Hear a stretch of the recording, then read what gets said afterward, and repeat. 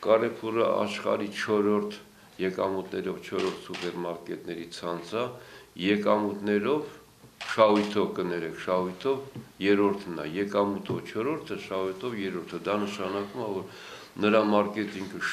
մենեջմենտը շատ գրագետ է մարքեթինգն, որ կարողանում են ավելի մեծ շահույթ ունենալ, քան ուրեմն ստացած եկամուտի համեմատ։ Հիմա դա կարելի է դիտել որպես գովազդային կամպանիա, որը պարտադիր չի, որ բերի բավականին մեծ եկամուտ, բայց երբ որ մենք նայում ենք Հայաստանի սպառողական ակտիվությունը, ուրեմն մենք հիմնականում զգալի մասը գնում ենք Ռուսաստանից, Ղազախստանից, Ուկրաինայից, մի մասը Եվրոպայից։ Հիմա եթե նրանք Եվրոպայից, ու խնդիրը որն է, եթե նրանք տեղական համարում են ամբողջ Եվրասիական միությունը, նրանք ճիշտ են խոսում, բայց եթե մենակ Հայաստանը, նրանք մի քիչ կասկածելի ճշմարտություն են ասում, որտեղ Հայաստանը ինքնաբավ երկիր չի, եթե նա չներկրի էլիտար խմիչք, նպարեղեն, պահածոներ, որտեղ հաստատվի նպարեղեն, մենք չենք կարող մեր գոյությունը պահպանենք։ Եվ ինչու Երևանում, ուրեմն Հայաստանում սպառողական ակտիվությունը աճել է 5 տարում 400 միլիոն դոլարի։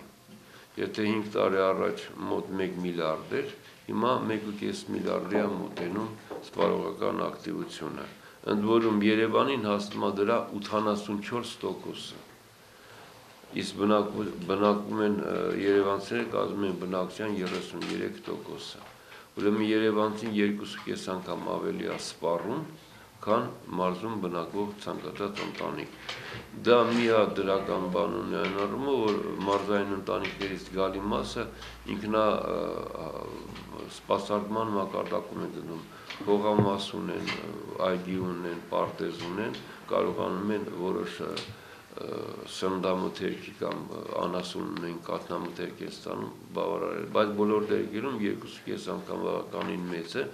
եւ դա կազմում է մոտ 1 միլիարդ դոլարի մոտ չափով երևանցիները ծախս են անում, ու պարզավոր մի հատ սուպերմարկետ ինչ-որ մի հատ բան չի կարող փոխի։ Դրական ես գտնում եմ նրանով, որ նրանք կբերեն առևտրի նոր մշակույթ, ավելի միջազգային մեծ ստանդարտներ, դա գուցե կազդի մրցակցային ուրեմն մթնոլորտի վրա եւ մեր մյուս սուպերմարկետները կսովորեն նրանցից ավելի գրագետ սպասարկման ուրեմն այդ ձևաչափ ապահովելու։ Ու երևի թե նրանք ընտրեն հետևյալ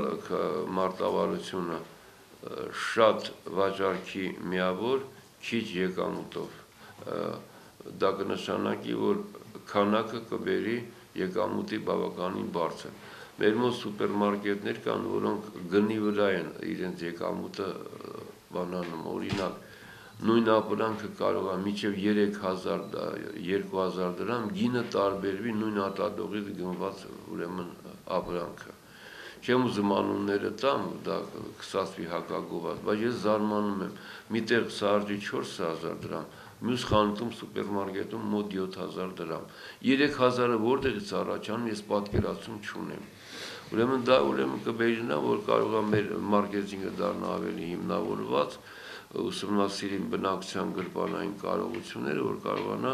բավարարի մեր կենցաղային պայմանները։ Ես որ կարելի է ողջունել, միայն ասում եմ մենեջմենտի առումով, եւ եթե նա իրոք շեշտը դնի տեղական արտադրողների վրա, դառնա խթանիչ, դա էլ կնայի երկրորդ դրական ներդրումը մեր տնտեսության մեջ։ Խնդրեմ։ Մասնագիտական վերլուծությունից հետո քաղաքական գնահատական Իհարկե, մեծ աղմուկը, որ հիմա կգա Կարփուրը, հիմա փոխվի այսինչ այնինչ, իհարկե դժվար թե պատկերացնենք, որովհետև իրոք համամիտ եմ, որ մեկ սուպերմարկետով ոչինչ չի փոխվի, բայց գլխավոր սկզբունքը հետևյալն է։ Արդյոք սա կարող է լինել մրցակցային դաշտում այն կարևոր մի էլեմենտը, որը որ բերեր նրան, որ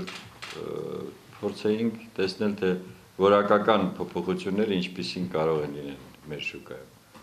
Դժվար թե դա լինի, որովհետև եթե 95%-ը իբր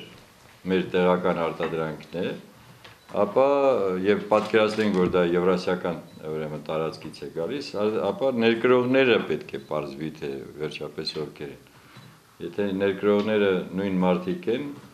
եւ դրանց քանակը չի ավելանում, ուրեմն մրցակցության դաշտը էլի նորից նեղ է մնում, իսկ դա նշանակում է, որ գնային քաղաքականությունը կմնա նույնը։ Մեզ համար շատ կարևոր կլիներ, եթե ուրեմն այս սուպերմարկետին թույլ տային, այդ կոմպանիային թույլ տային, որ նա ոչ թե 95%-ը ինքը բերեր, այլ հակառակը 40-50% ինքը բերեր, իհարկե մեր համապատասխան մեր արտադրանքի։ Այն ինչ որ մեզ մոտ արտադրվում է եւ մեզ պետք է խրախուսել մեր սեփական արտադրողին, դա միանշանակ է, բայց որ ընդամենը այս 5%-անոց լուֆտն են թողել իրեն, դա նշանակում է, որ իրենք գնացել են բանակցային երկար ժամանակահատված եղել այդ բանակցությունների համար եւ եկել են դժվարությամբ եկել են այսպիսի կոմպրոմիսի։ Անհատները, ովքեր ում հետ որ նրանք եկել են այդ կոմպրոմիսի, մեզ բոլորիս հայտնի են, հա, ովքեր ներկրող են այս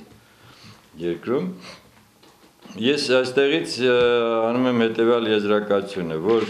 այսօրվա իշխանությունները նորից խրախուսում են մենաշնորհը եւ պաշտպանում են այդ մենաշնորհին, եւ դա ոչ միայն այս հարցում է, այլ ընդհանրապես, եւ եթե մենք մի քիչ էլ ավելի հետևություններին գնանք, ապա ստացվում է հետևյալը, օլիգոպոլիայի դեմ պայքարը, որը հայտարարվեց այսպես մեծ աղմուկով եւ վերջապես մեկ մարդու փորձեցին ուրեմն ճնշել, մեղմ ասած, ուրեմն այդ գործընթացը կանգ է առնում։ Ես օրինակը սա կտեսնեի այդպես, որ եթե զարգանար, ուրեմն պետք է նաեւ այս ոլորտում զարգանար այդ մոտեցումը։ Եվ յուրայինները շարունակելու են մնալ հովանու տակ։ Եվ սա կարող է բերել եւս մեկ հուսախաբության, հուսահատության, որը այսօր ցավոք սրտի երկրում արկա է եւ մարդկանց համար սա ուղղակի բերում է նոր։ Ես ասում եմ, որպես ընդդիմադիր կարող եմ ձեզ ասեմ, որ ամեն անգամ արդեն ես եմ զգուշանում այն բանից, որ ժողովուրդը դուրս չգա ավելորդ անգամ փողոց, բողոքի, որովհետև այդ բողոքը ավարտվում է այսպիսի հուսախաբությամբ եւ հետո նրանք ճամպրուկները նորից հավաքում եւ հեռանում են երկրից։ Միայն անցյալ տարվա իրենց պաշտոնական տվյալներով եւս 40,000 մարդ, 41,000 մարդ պակասեց։ Բայց հետարքիր է, սպառումը աճում է։ Սպառումը աճում է միայն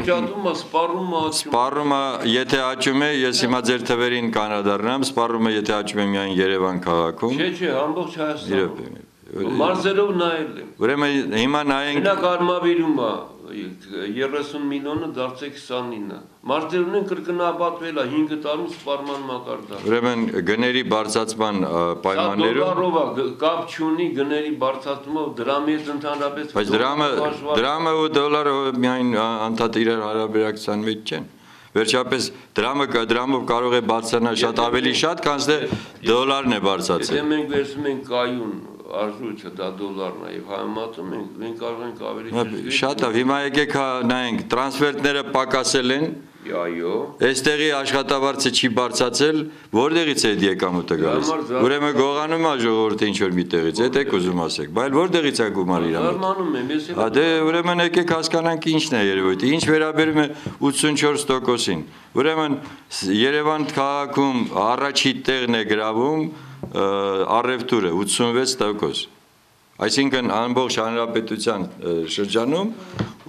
առևտուրը Երևանում 86% է եւ սերվիսը 84%։ Կարծում ուրիշ երկրներում էլ է հարաբերակցությունը 95%։ Չէ, տենց բան հնարավոր չի։ Նա շատ ինքնաբավ ձեռնարկություն է, այսպես ասած, կամպանիա է, որը որ աշխատում է իր իմիջը պահպանել։